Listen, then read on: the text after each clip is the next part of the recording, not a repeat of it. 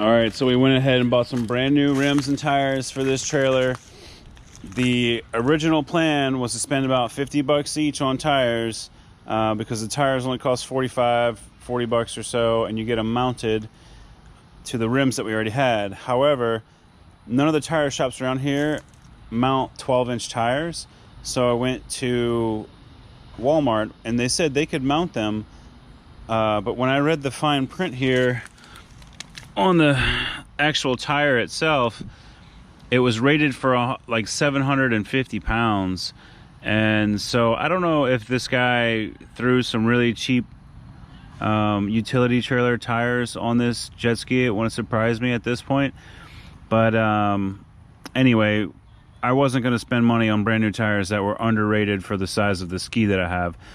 So I believe the ski that I have is going to be just under 1,000 pounds, and these are rated for over 1,000 pounds, 1,050 pounds on these. I guess these are still 12-inch rims. Yeah, 5.3, 12. Anyway, $100 a piece after tax. So unfortunately, I just spent $200 more than I was trying to spend, or at least $100 more than I was trying to spend. But at least we won't be underrated as far as the weight and size goes. All right, initially I was having a tough time. Oh no, hang on, no. So initially I was having a tough time getting this bearing to fit on this shaft. It is the right size bearing for the shaft. It just had some scarring on the underside from when the old bearings were on here. So I just took a little metal file and did some light sanding with that and smoothed it all out, and now it slides on just fine. So I'm pretty sure this hub is assembled like this. You slide that bearing in there, and then you put this here, tap that on with a hammer, and that's going to seal the grease in when you go to slide this thing on there. And then your other bearing drops in that way, and then you drop in your large washer, and followed by a nut, right? All this goes on there, but all this needs to get greased first. So I've got some marine grease here, and we're gonna make sure that we grease it up nice and thoroughly. This thing did not come pre-greased. Some of them will come pre-greased. So I'm gonna slather grease all up in here and all up in my bearings before we get started. Do you like that explanation? What do you think about this? What you think, Izzy? Yeah, chickens. Chicken. We working? Alright, Ezzy's my helper. And we're gonna try not to get Ezzy covered in grease and keep it on this glove here. That's the goal. Alright, here goes nothing. Get it all greased up.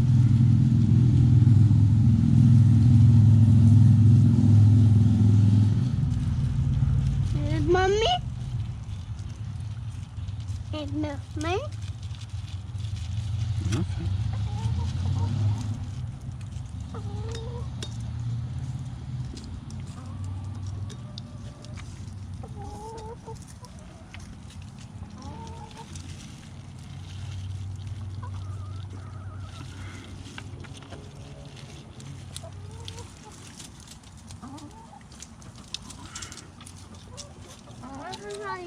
You chasing those chickens? You chasing the chickens? That's nice. Not a chicken. A chicken. You don't pull a chicken. All right, so we made some really good progress putting these hubs on. The little seal in the back, it went on exactly like I was thinking.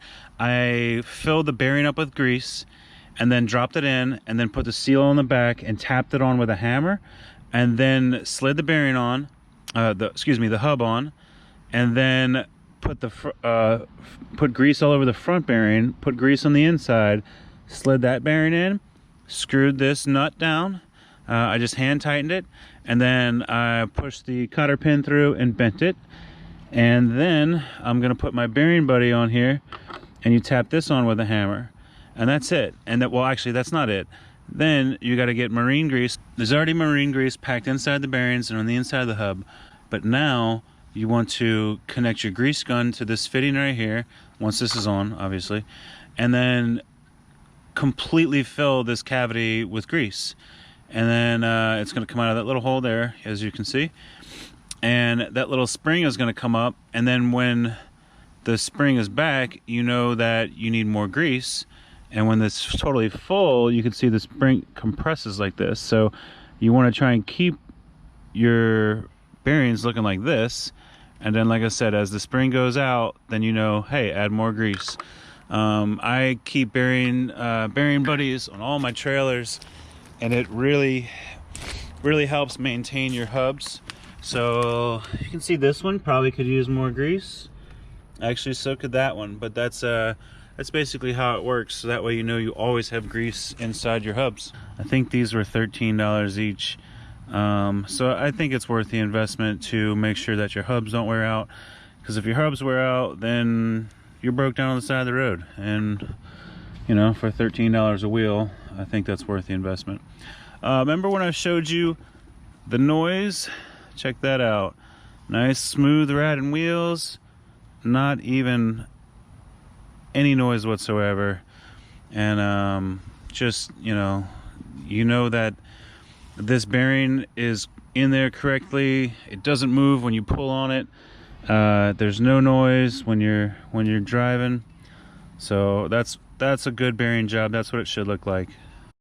All right, here's just another look at the before of this rotten, rusted junk that this guy sold me. And we're just gonna get this chopped off of here.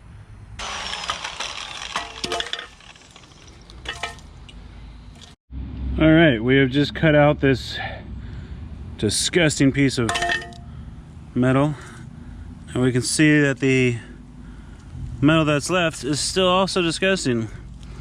All right, so after cutting and grinding on this thing for about 20 minutes, I concluded that the damage is not as bad as I thought it was. It's much, much worse. So here's what we're left with. You can see that not just this piece is rotted and rusted, but under here, and I'm not going to touch that because it's very hot, but up in here you can also see that this piece of metal was starting to rust. Over here, I haven't quite got the old bracket off of here. It's giving me a little bit more trouble with the side grinder than I wanted. I might go back to the cutting blade, but I'm gonna have to switch to a new cutting blade because I have completely cut this one off. That's insane. I didn't realize how small it got. And then, so why I'm saying is it's worse is because here you can see like I've sanded some, grinded some of that rust off of there, but now it's getting thin. And then also this persists way up in there, and I really don't know how far. It's a little more than surface rust though. Like you can see, I scratch that comes off, you see, and I probably want to open up a little bit further here to be able to sand and clean in there and then paint it so it stops rusting. Here is the piece of steel that I had lying around. I was going to use this for another project, and this is actually much thicker than the original, so I definitely think it'll be heavy duty enough to work. Cutting through this is going to be a pain. All right, so although I had this giant piece of steel just sitting around in the shed and it would be heavy duty to make this trailer out of, I decided it's going to be too much overkill and too hard to work with. So it's going to be very hard to cut it, and then trying to weld this in here, it would be obvious that I have some sort of giant plate going on, I feel like. And I decided to stop at the hardware store and buy a piece of 1/8 inch thick steel. And this is going to be much easier to cut. Well, I don't know why I did that. This is going to be much easier to cut. And then when I go to weld it in, since it's about the same thickness as this one here, when I can grind this nice and smooth, and hopefully nobody will realize that this has been refabbed. Don't worry, I'm going to do a great job. It's going to be super solid, and in fact, I'm going to do such a great job that I'm willing to put my own brand new jet ski on this trailer.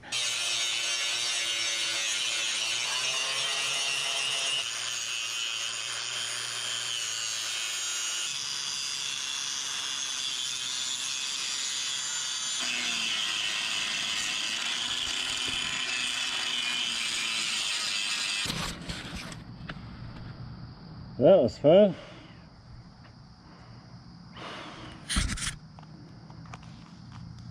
Whoo, baby. So I've been grinding away. Almost got something that's workable. So you can see that this is all completely cleaned. Maybe a little bit more on this backside needs to go. Up in here, we still have a lot of cancer to get rid of. I think I'm gonna go ahead and replace this nut and bolt since I've halfway sheared it away. I'll be buying a stainless steel nut and bolt for that. Make sure we keep this thing together. You know, slap this puppy back together, essentially something like that. The cool thing is I believe this steel is the right width, maybe slightly larger, but I think we're gonna go with that as far as the width goes, so I don't have to make a cut for the length. We're gonna keep getting it cleaned up and welded back together, and just kind of showing you the progress. It is pitch black out here, and I just felt like, you know, kind of showing the ends of a project like this. It takes quite a while, and obviously I would not have bought this trailer if I'd known it was going to be such a project. But now that I'm in it, there ain't nothing to it but to do it. And I have nothing going on tonight. It's a slow Monday night, and I might as well be getting this done now rather than during the day when I have a toddler or when I have work. So happy to do it at night, and it makes for some cool sparks and some cool video, I guess. So almost, like I said, we're getting very close to having something we can work with and start welding on.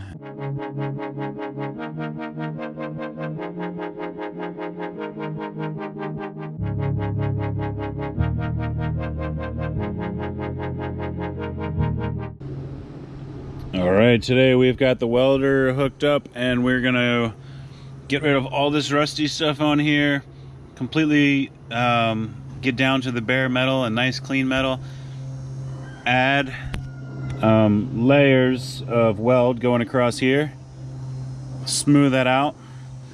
Then we'll put our flat plate on here, weld it in where it needs to go, cut it to the right size. I got this really cool product here, galvanizing compound, so I'm excited to try and use this. So I think that's what we're going to spray this with.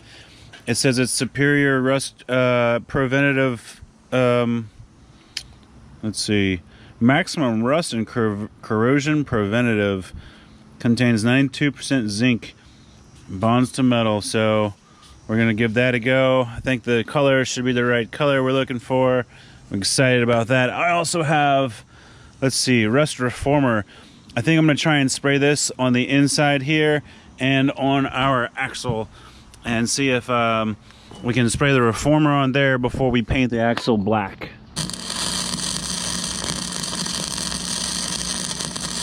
All right, so after about 30 minutes, I was able to put this really nasty looking patchwork of weld on here, grind it smooth. I'm gonna go one more time, put a little here, up in the cracks here, up in here, and here, and then smooth it out one more time. So I might show y'all just a little bit of welding, but I'm not gonna get crazy with the footage of welding and grinding.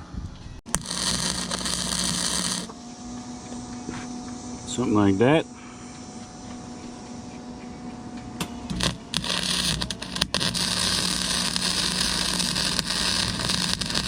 And I know what you're thinking. Brian, are you a professional welder? No, that's not what you're thinking.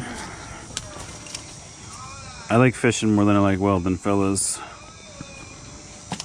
Oh well, we're gonna grind this off. I'm gonna put on some headphones so I can save my hearing. Some glasses.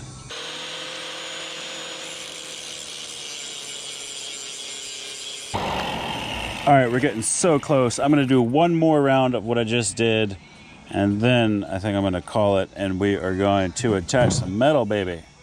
All right, that's gonna do it. That's gonna give me something solid to weld to, and I think that's gonna work just fine. I know it's not perfect, but y'all remember what this thing looked like 45 minutes ago?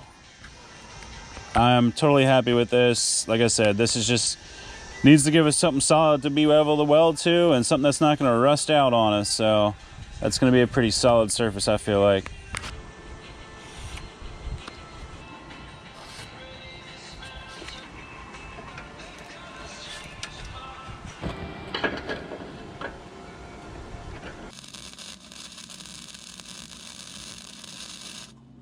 All right, put the first weld on. It's not the ugliest thing I've ever seen. I think it's gonna work, dude. That's solid. I'm gonna go ahead and put these two pieces together, then I'll put a little weld right there. We're gonna be in business, fellas. And lady. There's gotta be at least one lady out there, right? If you're a lady watching this, can you put a comment, say, hey, I'm out here? So stop referring to us as guys and fellas and all that sort of stuff. Shoot me a comment. There you go. So far so good. We're tacked up. I know I don't make my living welding, but I'm pretty happy with that. That is a little uglier, but it's certainly holding. I tried to even just break the tack earlier with a hammer, and I started bending up this metal too much, so it's just gonna stay where it's at. Right here at the bottom, I burnt a hole into the trailer metal, so I had to put the welder back on C setting and fill it in, because just D was way too hot and it was melting that metal. But I think that looks good, man. I'm gonna keep on going and put another piece on here. I'm excited. All right, so I had a catastrophic disaster with my rust, what do you call this? The reformer. I freaking dropped the piece of steel right here, and it smashed a hole in the reformer and it went splashing everywhere.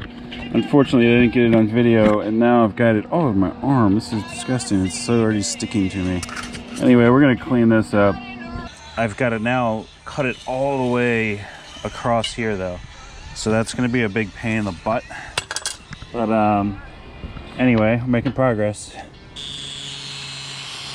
And I'm gonna paint it and grind it, sand it, and make it beautiful.